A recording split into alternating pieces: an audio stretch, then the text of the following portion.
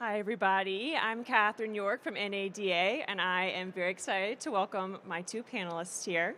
Next to me, we have Josh Johnson, the CEO of Don Johnson Auto Group, fifth generation dealer from Wisconsin, and a frequent winner of Best Workplace Awards.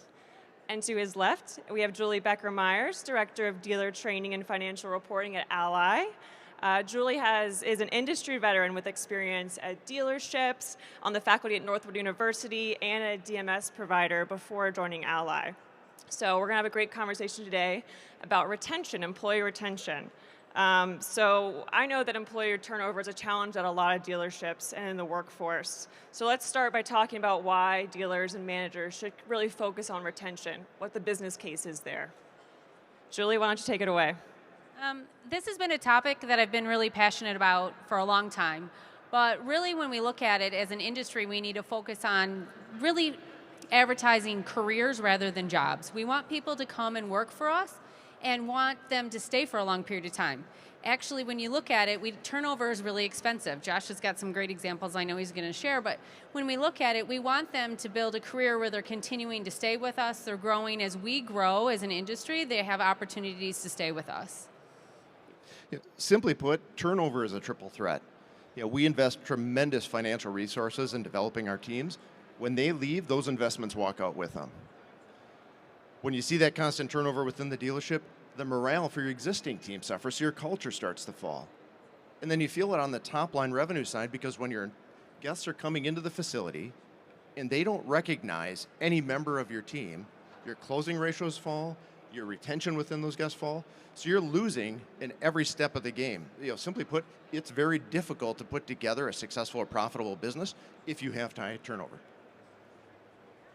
So when we're thinking about turnover, what are the challenges that the industry faces in improving that rate? I'll start with Josh. I think there's a couple ways to approach this. On the attraction side, we need to focus less on the practice and more on the purpose. Not everyone's going to be passionate about selling cars or changing oil, but who wouldn't be about keeping America moving? About making sure that every day that there are groceries stocked on the shelves of the store, or that families can go from point A to point B safely. If we focus more on why and less on what, we have the opportunity to attract more people into the industry. I think ultimately, too, we need to make sure that we share our passion. Our passion is, I look at it when I'm talking about things and I'm really passionate about something, everybody can tell the difference. So when we talk about those types of things and we talk about our roles and our staff and the things we're doing for them, if we can show our passion for what we're doing and support them with their passion, that exudes them wanting to come work in the industry. Yeah, Julie, I'd love you to say more about that. Where are places that dealers or managers, HR directors can show that passion? What are some platforms they can show that? Yeah, I think ultimately the big thing we need to do is be really creative when we're doing pay plans. Pay plans and help can motivate your staff, but most importantly, you need to know what motivates them. So the standard old pay plan where you make so much money, you get a commission, those types of things, although those are great, they're not as motivational to them anymore when we think about what they really truly want. I give an example of, there was a technician one day who really wanted to work more hours and get more skill, but he couldn't afford the tools. And his wife was very upset with how much he was spending on tools. So they built a pay plan for him to have some incentives that they would pay for the tools for him if he flagged a certain amount of percentage. Again, it helped the dealership be more productive, and he was super happy because he was getting what he wanted, those tools, and nobody at home was giving him a hard time, right? That was a creative, out-of-the-box thinking, and they actually got a technician that stayed longer, was really excited, and he upskilled. That's a double bonus. It's as simple as starting with that assessment of that conversation versus the assumption, to make sure that rather than assuming what that individual's goals, objectives, ambitions are, that we've got a clear understanding from their mouth. And from there, we can career path together and we can identify a high-performing individual in our business to partner them with. And it's through that structured mentoring that they can start to see the opportunities that are available to them, and we can take them from point A to point B, and we can adjust with them as they go if we start with the conversation. So we've now entered solution mode, which is great. I think that's why people are here. And I would love to hear, Josh, we'll start with you on this one. How do dealers and managers, HR directors, employers in general make their employees feel valued from day one? so that they know they have a career there, and as Julia said, not just a job? I think everyone's seen this movie before. You hire a new person. They come into the showroom on day one and no one's expecting them. So they wander around for a little bit until a salesperson finally ups them and tries to sell them a vehicle. But the problem is the sales manager is busy dealing with the heat cases. The service manager has an issue with warranty right now. So instead they get handed off to someone who gives them a packet of new hire paper, takes them to a desk where they sit down that still has the previous owner's belongings in it, including a half-eaten bag of Cheetos in the top drawer. But what does that say? But what if we flip the script? What could day one look like? What if instead of showing up in the showroom, what if we met off-site for breakfast? A manager, a couple of other members of the team, to work out those day one butterflies, to get to know each other and build personal relationships. And then from there, what if that individual followed the manager to the dealership where they saw where to park? And they walked through the dealership together and they met every individual along the way being introduced. Then they were brought to their desk where they could set their belongings down, and sitting on that desk was a card that was signed by everyone in the dealership that says, "You're our new favorite person." What does that require of us? Almost nothing at all. And what if instead of starting and focusing on this is how you log into the computer system, we start with a conversation about what is our culture? Who are we? How do we make the world better? How are we going to engage together? And then we go into the day-to-day operations. And maybe if it was time to leave, maybe we send them home with a pizza so they don't have to worry about that after what was a stressful day, no matter how good we make it. And how much better would it be if we took it one step further and the day that they got home, sitting in their mailbox, was a letter signed from the owner or the manager that was addressed not to the individual but to their family that says, "We know that you've put your lives in our hands. We take that seriously, and we're going to be behind you and stand beside you every step of the way."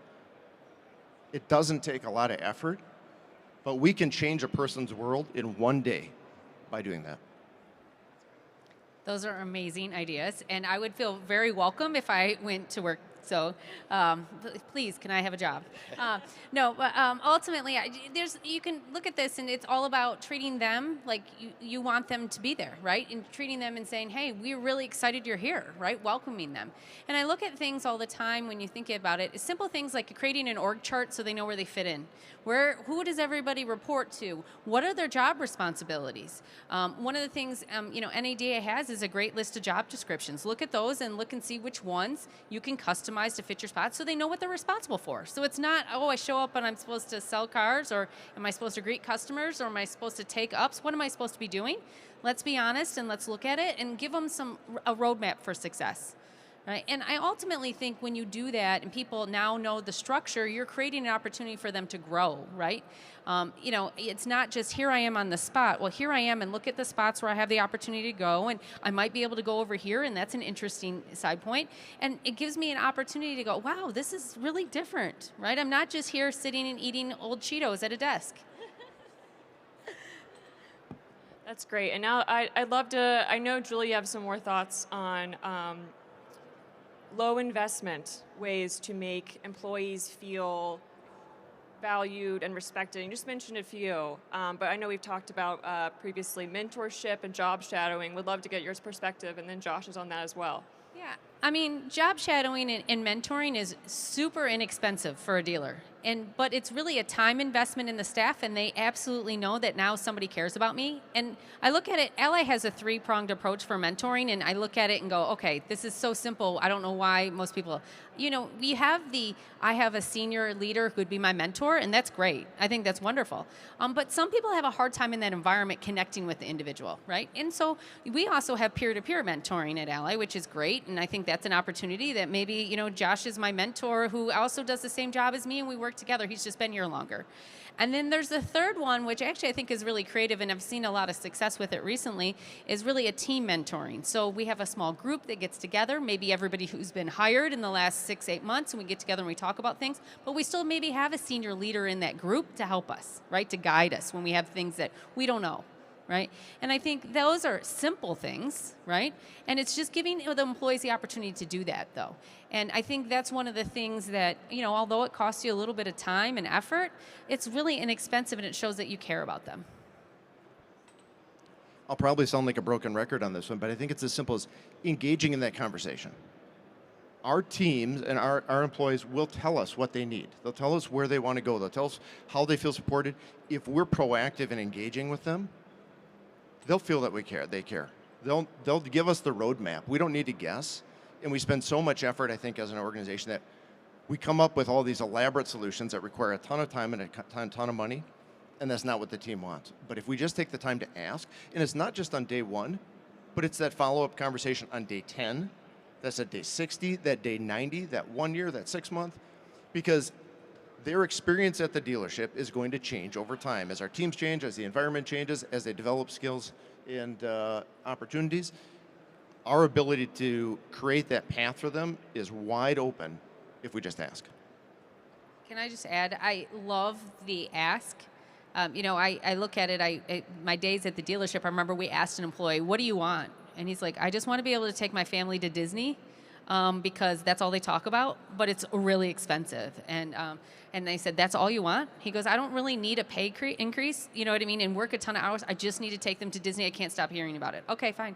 And so they did a pay structure for that individual. He actually happened to be a service advisor, and they put it all in the pay plan. And so he knew, and everybody at the family had a countdown, and they were all counting down. And if he hit his targets, we were going to send the family to Disney.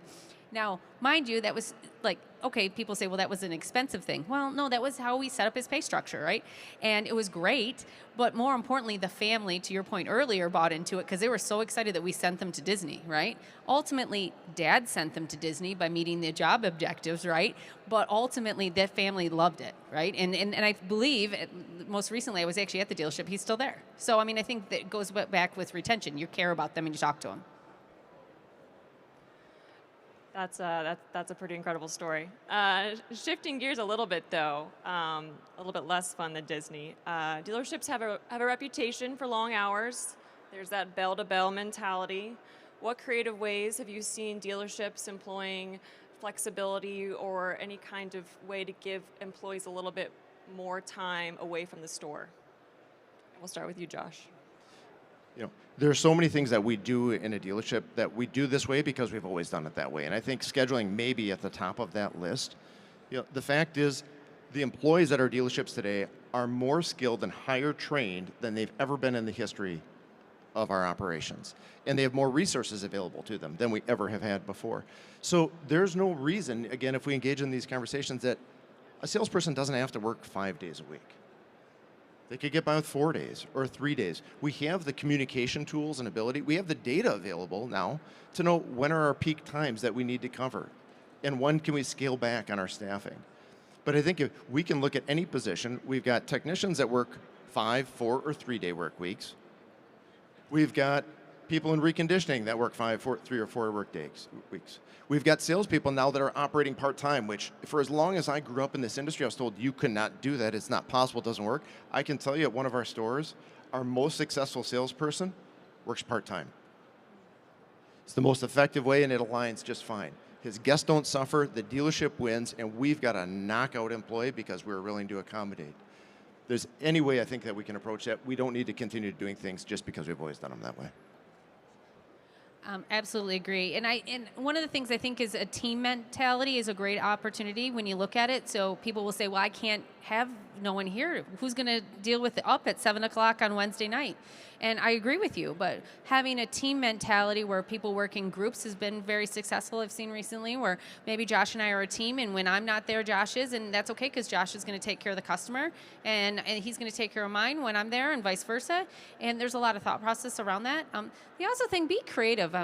There's a lot of investment I know that has to be done to have all of the service spaces, right? And you think about how EV is coming in, and it's going to take in, all of this different changes in the department. Think about your hours. Are there some people maybe that you run a second shift to do different work for individuals, and then maybe you have pick up the car before they go to bed, and in the morning it's in the driveway. That's a great opportunity. You're being more flexible and allowing people to work when they can, and it also helps you with the constraints of maybe, for example, your physical restraints in the building.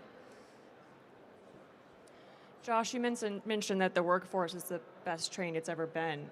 So let's talk about training. How does that fit into the career development, and how early is it needed? How early do you tell the employees that it's going to be part of their career? And I know this is different based on department, so let's talk about the hot topic first with technicians. Josh, you want to start? I guess first off, I don't know that it really is different based on individual role, because I think as long as we continue to focus on opportunities within dealerships as jobs, we're never going to attract the high talent, and we're never going to solve that retention issues. That this needs to be a career opportunity for everyone, and to be able to lay out the multiple paths that they can go. It doesn't matter if you start in reconditioning and your goal is to end as a general manager, or if you go from an accounting office and decide you want to transition to sales, or from service to collision, or wherever it might be. If we lay out those paths and show them what it takes to get from point A to point B, and these are the skills that you need to develop along the way, so that when the opportunity presents itself, you're in a position to be able to jump on it. That, I think, is the secret. And then when you accomplish that within your team, they become your biggest advocates out in the community, and that's what's going to continue to draw people in. And that's how you build a culture, because we can do a culture by design where we're bringing people in that already like, know, and trust us because they're great friends with the staff or our best guests at the dealership. And I think that becomes a self-perpetuating success, and it's something that we've been able to build our organization and our family on over the years. For sure, 100% agree. And I also think one of the things is you don't have to spend a ton of money on training, but you have to give them the opportunity to do the training. And I look at it and go, the opportunity to job shadow somebody is a great opportunity. It also allows the person that they're shadowing to feel important enough that you actually are like, wow, you want me to help somebody else? That's a huge initiative for them mentally, right? Because they're like, wow, I'm doing a great job. Somebody's going to watch me for the day. But now you're helping them grow, right? And so that's a great situation. But ultimately, that didn't take anything but time. And so we have to give everyone the ability. Now, Catherine, you asked, do you do it day one? I think you tell them how much you want to invest in them day one and make them feel that, hey, we're here to support you. And I think that's really important. I think that if you just tell them, here's your job, here's your descriptions, and you don't talk about it, that's a problem. And we always have a saying this, you always train before you need it. If you think you're going to need training and you're looking at it, well, guess what? You should do it yesterday, right? Because ultimately, you can never do it too early usually, right? And so ultimately, and then I think you have to look at it from a perspective of two. There's got to be a situation where you look at it and you go, okay, these are opportunities that might not be perfect for you today, but that's because we're trying to build you into a career and we're giving you a growth opportunity. So don't just train them for today, train them for tomorrow. The main resource we're talking about here is time. And so, training takes time, job shadowing takes time, and these people also have jobs. So how does that work? How do we make sure the dealership's still running while the employees are getting the support and the training that they need? Julie? That's really a cultural thing for me. I mean, I think ultimately, if you have a great culture and people are going to help you when you go and do different things, you're taking a training class and I need some help, and Catherine, can you help me while I'm at this? If you have that culture where everybody's working together and you go the old rowing the boat in the same direction, people are willing to help, right? And you have to have that structure where you support them when they're gone. I feel bad when we have a training class sometimes and somebody's phone's going off 800 times because they're trying to write every single deal. You've got to look at it too. If you're going to invest in your staff and send them to training, you've got to let them learn the information, right? Or you got to let them do the job shadowing. So maybe that might mean me as the general manager, I might go write some service tickets for the day. But ultimately, to me, that's a huge advantage for me if I'm the general manager and writing service tickets, because now okay, I know how to do this. I remember how to do this, but now I'm looking at it from their eyes, and now that makes me a better manager. Right? So if you can do that, I think that's really successful, make things key. The leader is going to establish and articulate the priorities. So if it starts from the top and says that learning and self-development is a core component of who we are, the team will follow.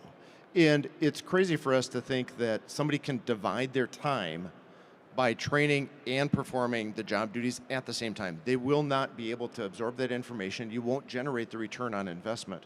But I think to Julie's conversation earlier, if you can develop that team mentality where we understand that this is a priority and I'm going to cover for you and you're going to cover for me, we can become so much more efficient and continue to grow as an organization. I think everybody's always afraid to say, what if we invest in these people and they leave? What if we don't invest in them and they stay? If we invest in them, they will continue to get better and more efficient at their jobs. We can produce a lot more in the same amount of time, and it opens a whole world of flexibility and opportunities for the organization. But we just need to communicate that as paramount from the top, from day one. It's not about competing with each other, it's working together, for sure. On the topic of culture, something that's going around corporate America a lot right now are employee resource groups. These groups for employees with shared experiences, whether it's nursing mothers or members of minority groups or veterans. How does that translate? How do you make your staff feel supported when an employee resource group at a small dealership or a smaller dealership group where maybe there's one new mother or one veteran, that's not as feasible? How can dealerships of all sizes make their staff feel supported and heard? And Josh, start with you. So we've got a structured communication protocol that we try and utilize at the dealerships. We start with a weekly same-page meeting between an individual and their manager. We've got a weekly level 10 or all-team meeting where we're discussing issues, opportunities, and barriers that's more organizational related. But then quarterly, and I think this is an important component of it, is that we do anonymous surveying of our team to talk about engagement levels, to proactively ask for what are we doing well, what do you need to be supported in? Because sometimes there are things that they may not be comfortable saying directly or having their name identified with, no matter how open of an organization we create. And creating that cadence where they know that 4 times a year, they're going to have that opportunity to share that. And then when that information comes out, we present it to the entire organization. So regardless of what it says, it's laid out there for the entire world to see. And then they can see that we're listening. And then we can start to specifically connect the actions that we're taking as a company, the changes that we're making to the feedback that we're receiving from the team, so that when life changes, they know that we'll be with them every step of the way. That's great. I think ultimately, when you look at it, there's a great opportunity to do a lot of support for your staff, even at a very small dealership, that doesn't have to be based on an individual group, right? So if you look at it, and if you look at it, you said nursing mothers. There's no reason why you can't still support them and actually bring in different things for the whole organization to learn from. But I look at it from my perspective. Yeah, we have a lot of resource groups at Ally, and they're wonderful and really engaging. But you can look at them and go, okay, maybe I'll take a speaker that's really great and it's going to bring in maybe some history or some different things to learn about, and we're going to use those to educate the entire dealership, give them an opportunity to attend. So more of like a lunch and learn opportunity. That's great. Thank you both. We're down in our last 2 minutes. So I know this has been a panel about retention, but I might as well ask one question about recruitment in our last minute here. What advice would you give to the industry to make recruitment resonate with people who have never considered a career in automotive or working at a dealership? Julie, you're smiling. You can start. Well, I think you got to look at it and be creative. I mean, how many people have read a job description and fallen asleep? I look at it sometimes when I'm looking at it, I go, who would want that job? So, take your passion for your role that you have and write it out. Also, really be encouraging about the culture that you have. I mean, Josh, you've done some great things at the store, and I think if you tell them about that, it makes them feel like, oh, I want to go work there. And I think that's important. The focus is less what and more why we do what we do. But the low-hanging fruit isn't Indeed or Career Builder or any of the websites. It start with those who like, know, and trust you already, and that's your team, your high performers, and it's your best guests. Engage in those conversations. They will help you find people that will elevate your culture even further versus the unknown that comes from an online application. I want to thank you both so much for your time and your insights. I think we've all learned a lot, and thank you for joining us on the live stage. Thank you for having us. Thank you.